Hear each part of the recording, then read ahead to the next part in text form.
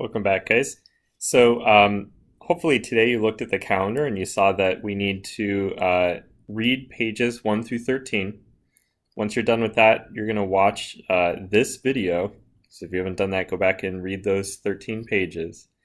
Watch the video, and then you've got 4 questions at the end of the reading to answer. Okay, so what I want to do is discuss a little bit of what you read. So a lot of this first section is just terminology, and some of it is very important because in our everyday lives, we get used to using words in a certain way, and in science, we might have precise definitions for those words, and our general usage ends up being a bit more sloppy than that. So we need to clear up any misconceptions that we might have. Okay, so what is science? Science is a method for studying the natural world. We use a very methodical process to try to understand what's going on around us. And science is what we use to make sure that we draw the right conclusions and build a body of knowledge about what's going on in the natural world. The main idea is that we know that our universe follows a set of rules, and whether we're talking about the human body, or we're talking about planetary motion, or we're talking about light traveling from the front of your eye to the back of your eye to the retina. There's all kinds of sets of rules that we can use to understand what's happening, why it's happening, and even try to predict what might happen under a certain set of rules. These are very important for us, so we can use them to predict illnesses, or to cure disease, or to build fun toys like phones and computers.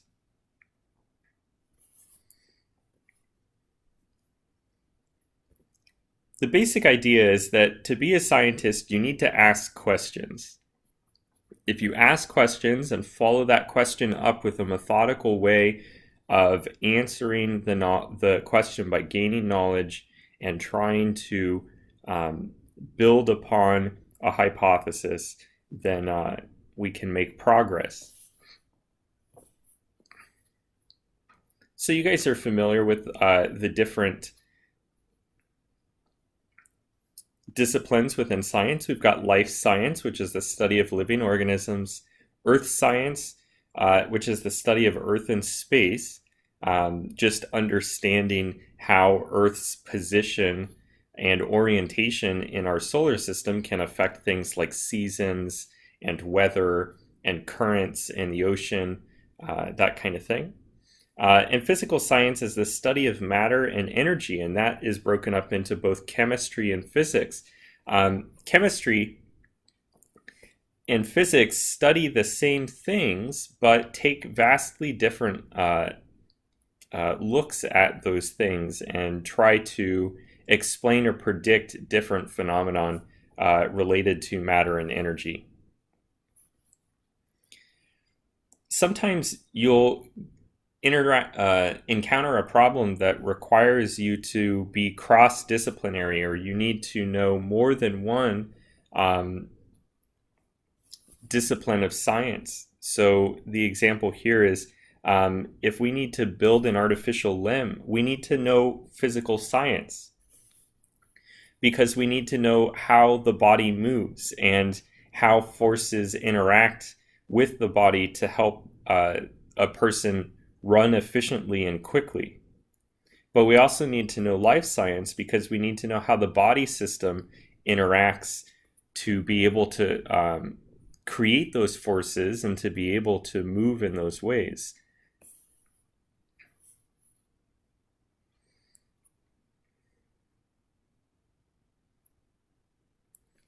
One of the key ideas for being a scientist is that instead of just sitting at home and thinking and surmising what might be, we put the burden on ourselves to design ways to test what we think might be or to disprove what we think might not be. And we try to do it in a rigorous way so that we don't influence our own data.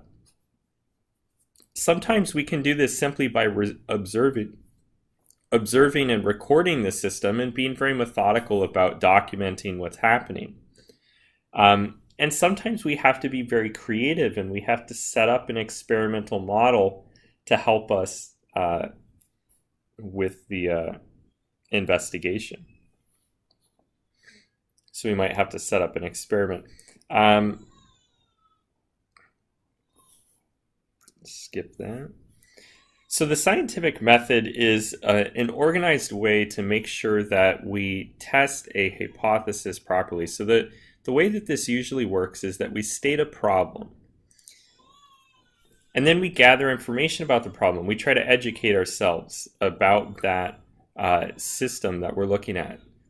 And then we form a hypothesis, what we think might be happening. So I'll give you an example that happened with NASA when they were working on Curiosity. They wanted the rover to land on Mars, and they needed a hypersonic parachute that would be the largest parachute to open and break a record for fastest speed during the opening of the parachute. Now, the problem that they stated was, will the parachute fail? Obviously, they didn't want that to happen. So they gathered information. And in this case, the way they gathered the information was to build a scale model of the parachute. So here we're building a model. And they ran tests in a wind tunnel. So they kept gathering information and they formed a hypothesis. And their hypothesis was, under the right conditions, the parachute will open inside out and rip apart and cause Curiosity to fail. Obviously, the mission only had one shot, so they couldn't test everything on Mars. So they had to get as much of this done on Earth as possible. So that was their hypothesis. The parachute might open inside out or invert itself during opening and rip apart. And so they tested their hypothesis. They built a wind tunnel. They built several parachutes, and they let them open. So they run the first test, and the parachute opens fine. And they draw a conclusion, and their conclusion is that, well, it might be fine. But what we want to be careful of when we're doing science is we want to be careful of confirmation bias. We're not testing to prove ourselves right. So we don't just do it once and then when we get the results we're happy with, we're done, we quit. We need to test and ask ourselves, why might I be wrong? Why might I be wrong? We need to remove that. It's called confirmation bias, the fact that we want it to be right. And so we analyze the data, we draw conclusions, and then even if our hypothesis is supported or if it's not supported, we're going to repeat. If it's not supported, we're going to modify our hypothesis. And if it is supported, we're going to repeat the experiment over and over again. So if our original hypothesis was under the right conditions, the parachute might open inside out, then we might modify our hypothesis, or we might say, well, that event could be rare, so let's test several times and see if it happens. And eventually, the scientists at NASA actually got very frustrated because they kept testing it, and it never happened. But eventually, they did find that it opened in an inverted fashion and ripped itself apart, and they were able to then start a new experiment to try to discover why that happened and solve that problem. Okay, so problem solving is another strategy that scientists use. The first step for problem solving is to identify the problem. What do you know? Sometimes we call this our given information.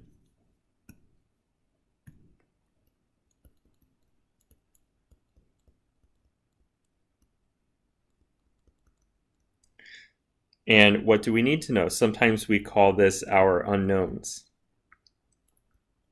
or our unknown information.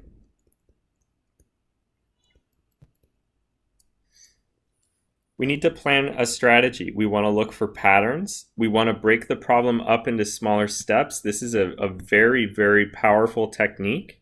Don't try to attack the entire problem at once. Maybe break it up and do bits of the problem at a time. So in the example we were just talking about, they were testing just the parachute, even though there were hundreds of other systems that needed to function properly for the rover, for Curiosity to land properly.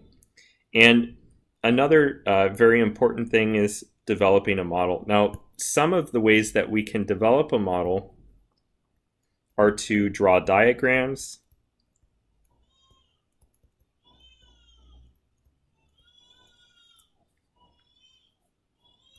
simplify the system, or sometimes even build a scale model.